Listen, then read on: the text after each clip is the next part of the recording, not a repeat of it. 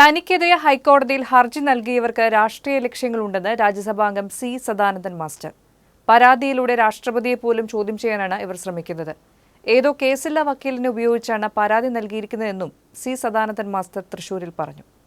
ഒരുപക്ഷെ കേസില്ല വക്കീലന്മാർ ഇങ്ങനെയുള്ള ചില വിക്രിയകളൊക്കെ തമാശകളൊക്കെ ഒപ്പിക്കും, അതായിരിക്കും എന്നാണ് എനിക്ക് തോന്നുന്നത്. അങ്ങനെ ഉണ്ടെങ്കിൽ അങ്ങനെ ഒരു വ്യവഹാരത്തിലേക്ക് നമ്മുടെ രാഷ്ട്രപതിയെ പോലെയുള്ള ബഹുമാന്യ സ്ഥാനങ്ങൾ അലങ്കരിക്കുന്ന ഭരണഘടനാ പദവി അലങ്കരിക്കുന്ന വ്യക്തികളോടും ഭരണഘടനയോടും അതിൻ്റെ തത്വങ്ങളോടുമുള്ള അവഹേളനമാണ് ഈ തരത്തിലുള്ള ഒരു നിയമവ്യവഹാരത്തിലേക്ക് വലിച്ചെടുക്കുക എന്നുള്ളത്. അങ്ങനെ തന്നെയാണ് അതിനെ കാണുന്നത്.